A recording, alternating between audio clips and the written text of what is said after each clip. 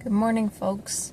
So I really don't have a plan for today's video. I just thought I would pick a random topic and ramble on for a little bit.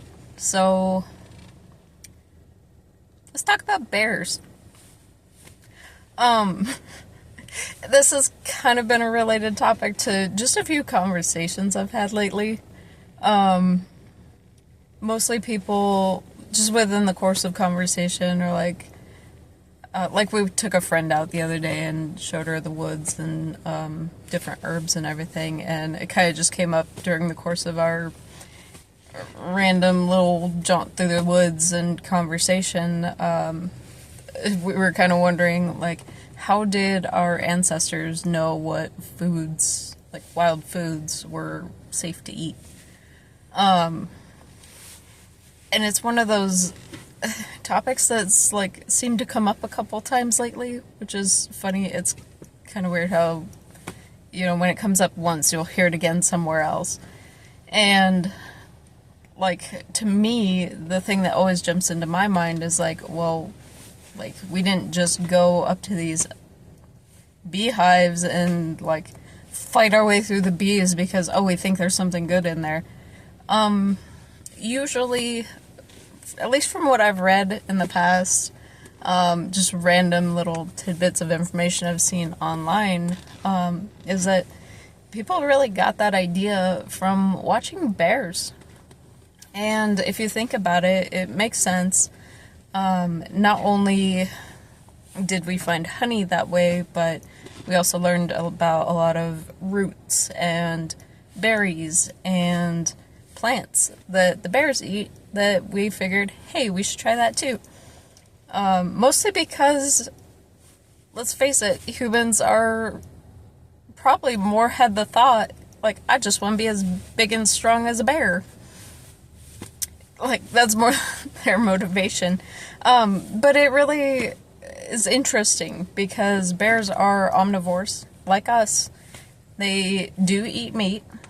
However, sometimes they're more of a scavenger, sometimes they do hunt, and the rest of their diet is supplemented with roots, berries, herbs, honey if they can get it, and even insects. So they have a really varied diet, and so do we. So I just found it really interesting, and I thought it was just a fun topic to make a short little video on. The other funny thing is, like, just when I hear about bears, I always have this story come to mind where I was on a flight. Where was I coming from? Oh, I was coming from North Carolina because I went to visit a friend. And on my way back, we had this nighttime flight, and I can't sleep on planes. Can't do it. If I do, I feel sick afterward. So I'm sitting there just kind of looking out the window at nothing because it's dark, and ended up striking up a conversation with this totally random guy sitting next to me. Turns out he's from New York, and me being the Idaho, Montana kid that I am, our experiences were vastly different. So as soon as he found out I was from Idaho, Montana, his reaction was like, oh my god, like, what do you do in the woods out there? Like, how do you go hiking? Like, how do you even go into the woods? It seems so scary. Like, and I was like, what do you mean? And he's like, well, there's wolves and bears and those, like, mountain men.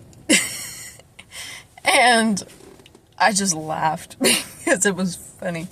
I was like, one, you don't usually run into crazy mountain guys, like survivalists or whatever. Like, you don't just come across them.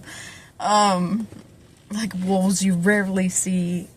Like, I've heard wolves. Like, that's the closest I've gotten.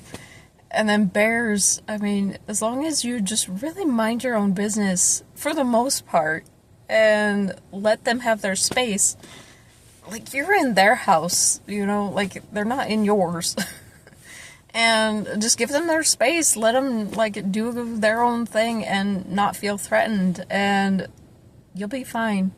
It's not like they're solely gonna attack you unless they're really, like, desperately hungry, but, like, that's why bears are more scavengers. Like, they don't go out of their way to be aggressive. They don't like to hunt if they don't have to.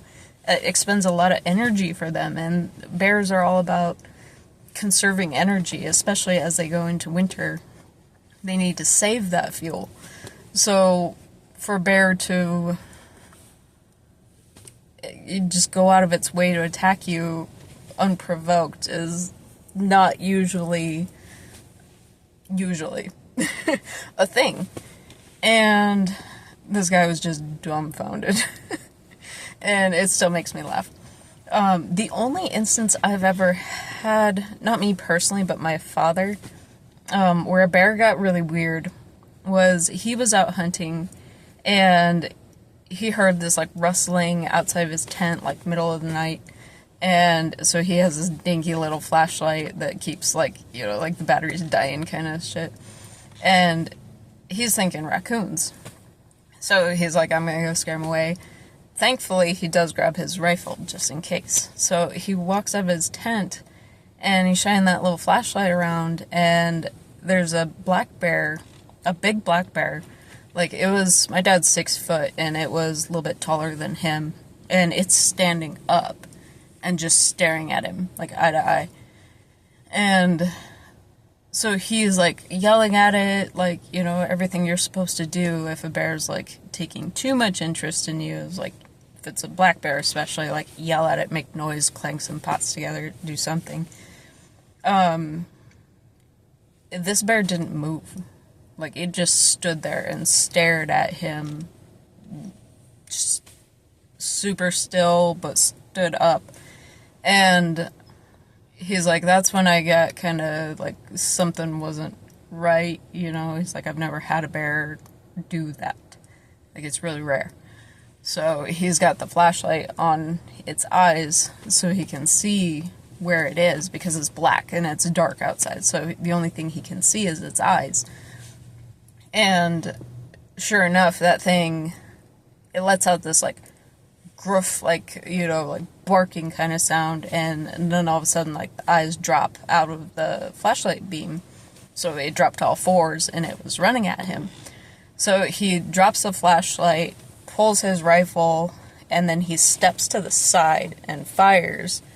And he did hit it, not enough to kill it, but it hit the tree behind him, and it just starts, like, tearing the tree up, and then it climbs the tree. And so, like, and we're talking, this was, like, 3 o'clock in the morning, maybe. So, like, other people heard it. Like, he's, like, looking around with the flashlight again. The bear's up in the tree, and he sees blood on the picnic table, so he's kind of cleaning that up. And then some of the other people in the campground come over. Like, what happened and all this stuff. So he lets them know. They give the bear some space. They get the park ranger. Park ranger comes over and kind of just, like, backs everybody off. And eventually the bear comes down the tree and runs off into the woods.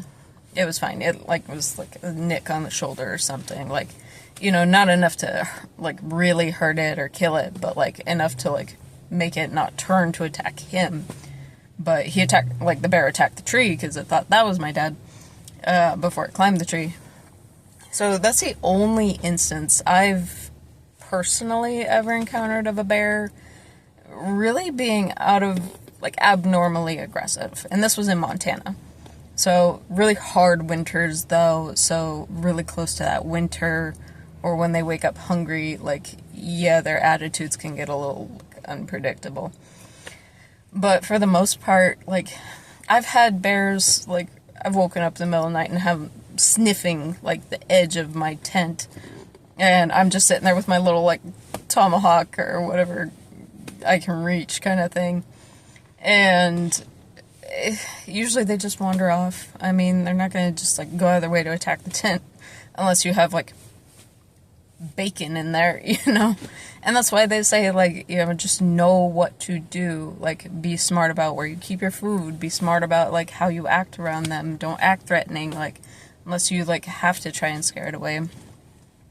And, like, bears are part of the ecosystem, and us as humans have learned so much from them over the millennia that, like, so much so that a lot of our foods and what we know are herbal medicines and honey and all of these things, even worldwide. Like, I'm not just talking about America, but, like, worldwide, like, our interest in bears has inspired our diets, and I think that's really cool.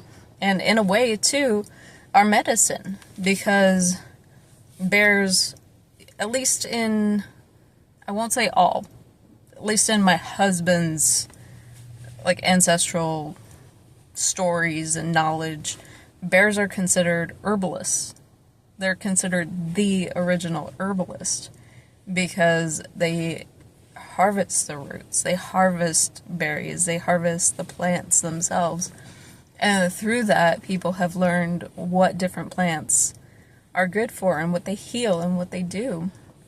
So I think it's just really cool that from this animal that a lot of people see as dangerous or a threat, or like in Washington where they're talking about right now, like reintroducing the grizzlies into the Northern Cascades. There's a lot of people freaking out because, like, oh my god, I don't want bears in my backyard.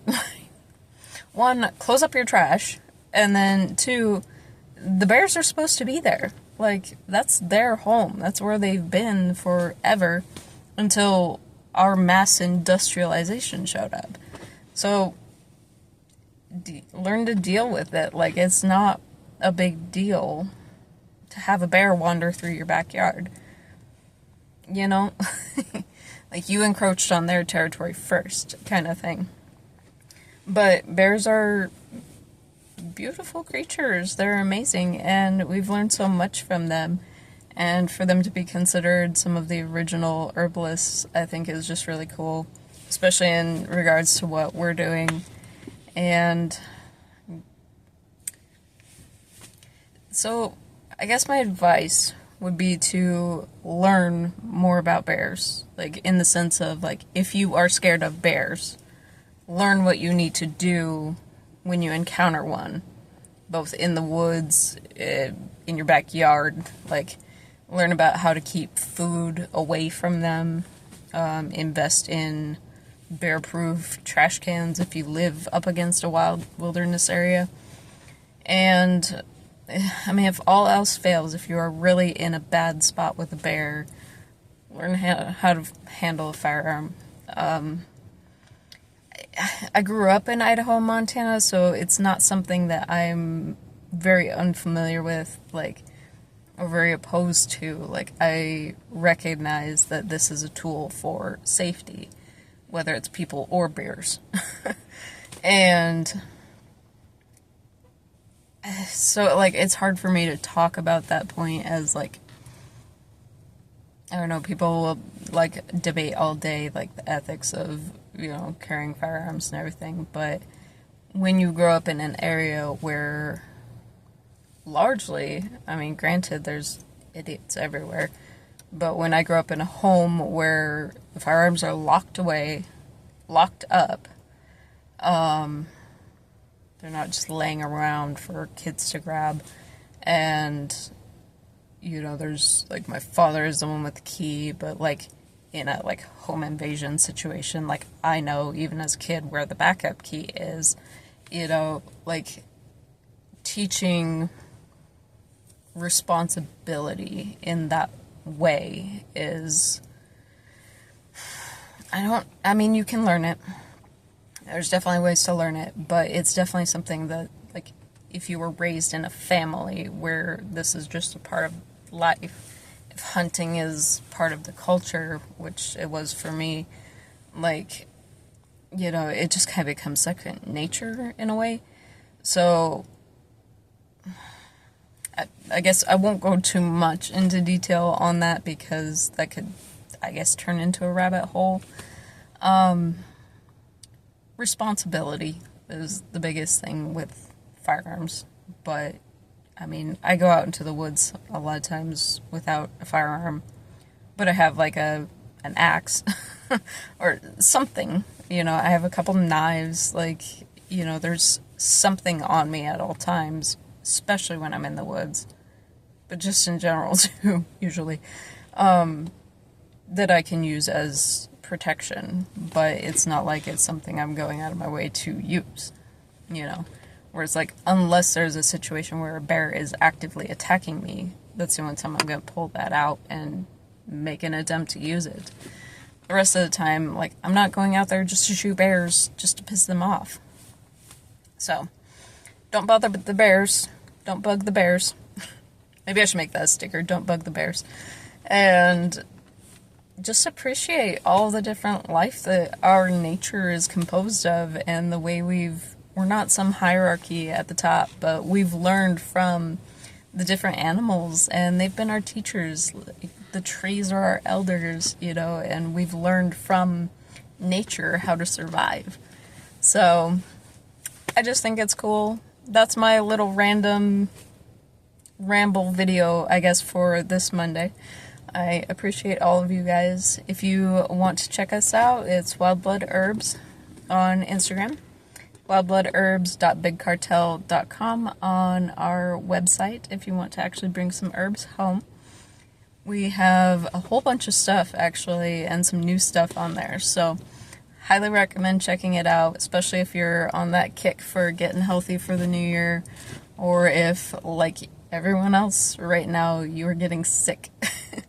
It's that time of year, everything's going around, so, like, if you're getting sick, like, get yourself some nettle, because that's such a great, like, all-around health support that, you know, can help you not just when you're sick, but like also help prevent you from getting sick. That's why I'm not sick right now. Not trying to brag or anything, you know, but herbs work.